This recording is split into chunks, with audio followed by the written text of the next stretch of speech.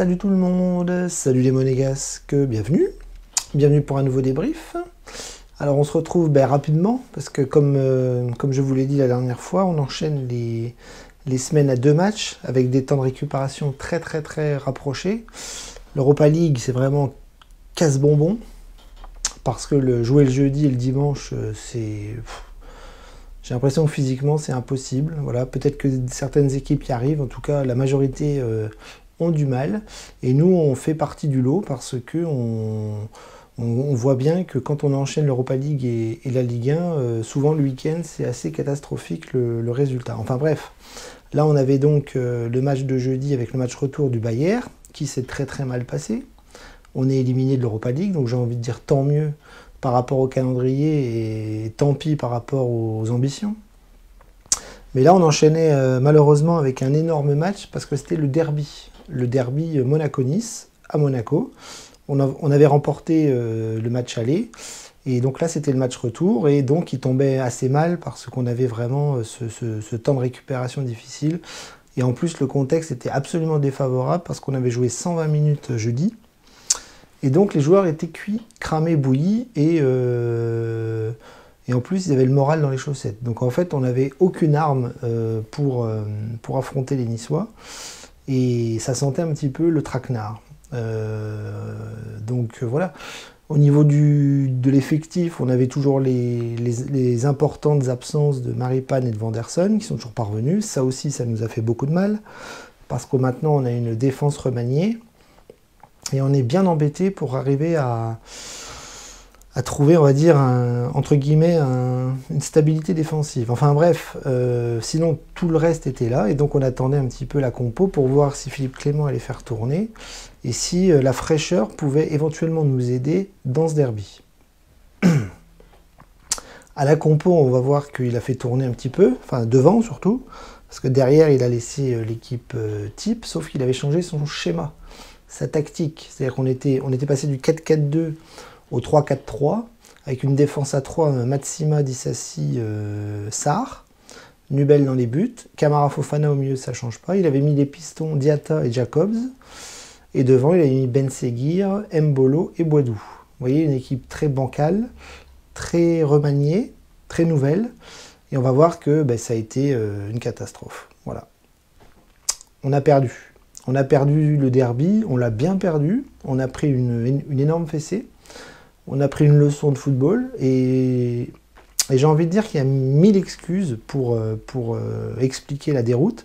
Je ne pense pas que Monaco soit en dessous de Nice, mais le contexte fait que la déroute est explicable. Comme je vous l'ai dit, temps de récupération trop court, des blessures importantes, donc c'est pas que Nice, hein, c'est aussi le match de jeudi. Le moral dans les chaussettes, un changement de tactique qui a été absolument complètement raté, donc ça c'est Philippe Clément qui s'est planté, et voilà, donc des facteurs assez aggravants qui font qu'on est complètement passé à côté du derby. En fait le derby il n'y en a pas eu. Nice nous a mis 3 buts assez facilement en première mi-temps dans un schéma tactique complètement raté. Donc voilà, les joueurs sont passés à travers, soit les défenseurs, les attaquants, les milieux, enfin ça n'a pas fonctionné. À la mi-temps on a tout changé, mais ça n'a pas marché non plus, si ce n'est qu'on n'a pas pris de but, mais il n'y a pas eu de derby. Voilà. Donc analyser quoi? Le match? Non. C'est pas possible. Enfin, Nice s'est baladé. Nice a fait ce qu'il a voulu. Nice a attaqué quand il fallait, a défendu quand il fallait. Il n'y a pas eu d'opposition. En deuxième mi-temps, on a essayé de retrouver un petit peu notre schéma classique, mais sans succès. Donc voilà, donc on s'est pris les 45 premières minutes dans la tronche. 3 occasions, 3 buts. Nous, on s'en est pas procuré.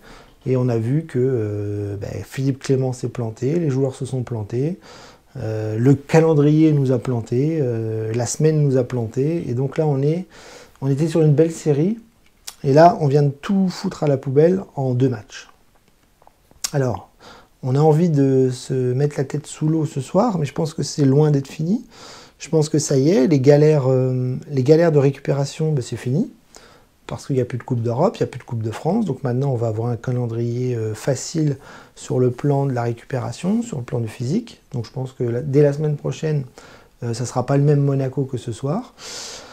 On va rester 3e du classement ce soir parce que Lens a pris un point hier mais n'est pas revenu sur nous, en tout cas sur le goal average. Et puis là ce soir il y a Marseille-PSG. Donc j'ai envie de dire peu importe, on sait que Paris et Marseille sont en pleine bourre. Marseille, eux, profitent aussi d'un calendrier un peu plus allégé avec la Coupe d'Europe en moins. Bon, ils ont la Coupe de France, mais nous on n'a plus rien. Donc je pense que la fin du championnat va être beaucoup plus facile pour nous, pour gérer les organismes, pour gérer les joueurs, pour gérer les 11 titulaires, pour préparer des entraînements plus complets la semaine, donc ça va aller beaucoup mieux. Mais là, cette semaine, elle a quand même balayé, encore une fois, un gros travail effectué auparavant, avec une belle série de victoires. Et là, cette semaine, en 2 matchs, on perd énormément. Voilà. Mais j'ai envie de dire que c'est à l'image de la saison, parce qu'on ne fait pas une belle saison, je suis désolé. Monaco se doit d'être présent partout. Monaco se doit de performer partout, que ce soit la Coupe de France ou l'Europe.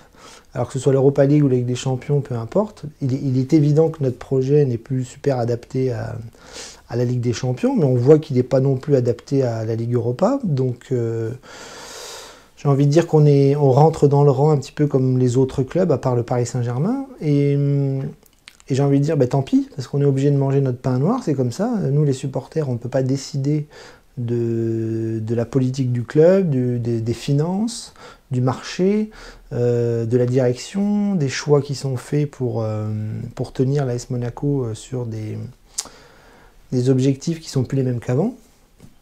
Donc c'est pas grave, nous on est supporters, on supporte, hein, mais c'est difficile de supporter Monaco aujourd'hui parce que c'est plus le Monaco d'avant. Donc on se fait sortir en coupe, c'est pas grave, on se fait sortir en Coupe d'Europe, c'est pas grave. On reste en haut de la Ligue 1, j'ai l'impression que ça suffit. Donc oui, c'est très bien, on est bien placé en championnat, mais on a foiré tous les autres objectifs. Et maintenant, il ne faudrait pas refoirer la Ligue 1 parce que c'est tout ce qui nous reste. Donc voilà, donc je ne vais pas revenir sur le match de cet après-midi parce qu'il n'y a pas eu de match. C'est-à-dire qu'il y a eu Nice et c'est tout. Voilà, Nice s'est fait un petit entraînement tranquillou face à des plots. Nubel, un tir, un but, ça ne change pas. Derrière, complètement à la rue dans la défense à 3. On n'a plus d'arrière droit. Fofana, Camara ne peuvent pas tout faire tout seuls. Diatta a du mal. Mbolo, il a fait un bon début de match, mais il est vite sorti. Ben Yedder, Golovin et Caio sont rentrés sans rien apporter de très très positif. Donc vous voyez bien que c'était tout l'effectif qui était complètement à la rue, sans jus, sans énergie, sans mental, sans rien du tout. Voilà. Donc je pense que l'AS Monaco s'est fait tuer cette semaine. Mais malgré le résultat, malgré le derby, malgré la grosse déception de cette semaine, je pense que ça va aller mieux dès la semaine prochaine. Et je ne suis pas très inquiet pour la suite du championnat. On ne peut pas faire un bilan tout de suite, si ce n'est sur la Coupe d'Europe, la Coupe de France et le début de saison. Mais la saison n'est pas finie et pour l'instant, on est encore en course pour faire des jolies choses. Mais là, oui, cette semaine, ça fait mal. Ça fait vraiment très très mal. Donc voilà, je ne vais pas analyser le match parce qu'il n'y en a pas eu. Et j'ai envie de rester positif pour la suite, quoi. La semaine prochaine, on va à 3. 3 qui ne va pas bien du tout. Je veux dire, c'est 3 points obligatoires. Donc on va continuer de regarder devant. Il faut regarder derrière, mais on va regarder devant. Dès ce soir d'ailleurs. Et puis on verra bien au final où on sera. Mais je pense que maintenant qu'il n'y a plus de Coupe d'Europe, je pense qu'on va quand même être un petit peu plus à l'aise dans les matchs le week-end. On va beaucoup jouer le dimanche. Donc voilà, on reprend un rythme pépère. On va attendre tranquillement la fin du mois de mai pour finir cette saison qui est pas gégène. Et puis on attendra surtout l'été pour voir qu'est-ce qu'on va nous construire avec Paul Mitchell qui devrait rester en tout cas pour cet été. Mais voilà, les ambitions, c'est fini, les trophées, c'est fini, les beaux parcours en coupe, c'est fini. C'est tout, il faut l'accepter, c'est comme ça, il n'y a pas que nous. Hein. Il n'y a pas que nous, hein. Même le Paris Saint-Germain n'arrive pas à performer en Coupe d'Europe, donc voilà, le championnat français est comme ça, le marché est comme ça. Monaco a changé de politique, et puis maintenant, ben, on n'a plus que nos yeux pour pleurer, et puis supporter tant bien que mal, même quand ça ne va pas, comme cet après-midi. Parce que cet après-midi, c'est vraiment une énorme fessée, une énorme claque, il va falloir vite la digérer pour repartir de l'avant. Voilà. Ça peut être mon discours peut être un petit peu facile, mais c'est la réalité. On peut rien faire face à tout ça, mais en tout cas, voilà, quand on s'est planté, il faut le dire. Jeudi, on s'est largement planté dans un contexte différent de cet après-midi, parce que autant jeudi, on était un peu fatigué, mais on a bien vu que le Bayern était au-dessus de nous techniquement. Donc ça, on peut accepter l'élimination. C'est pas très surprenant, hein, même si le Bayer Leverkusen n'est pas dans le top allemand, ça reste quand même un championnat plus élevé que le nôtre, je pense. Et ils nous ont quand même prouvé que ils étaient là pour nous embêter et nous éliminer. Et puis cet après-midi, j'ai même pas envie de parler de rivalité ou de leçons parce que il n'y a pas eu de match. Voilà. Je vous rappelle qu'à l'aller, c'est nous qui avons été gagnés à Nice. Là, Nice va gagner à Monaco, j'ai envie de dire match nul, balle au centre. Mais c'est à la fin qu'on fera les comptes. Voilà. Si Monaco est devant Nice à la fin de la saison, voilà, la rivalité, elle sera vite faite. Mais voilà, donc il faut vite effacer les deux matchs qu'on vient de vivre, là, parce que c'est une catastrophe. Philippe Clément va devoir remobiliser tout le monde dès la semaine prochaine. Et si on va gagner à 3, je pense qu'on sera remis sur de bons rails pour bien finir la saison. Et il n'y a pas de raison qu'on n'y arrive pas avec l'effectif et avec les possibilités qu'on a. Autant défensivement, on est nul, autant offensivement, on peut largement enchaîner et refaire une série de victoires. Voilà. Donc je vous laisse là-dessus. C'est très déprimant, mais pensez à vite zapper tout ça. Pensez à vite zapper cette semaine et on passe à la semaine prochaine avec un redémarrage positif, j'en suis quasiment sûr et certain. Daguet Monégou les copains, allez, à dimanche prochain.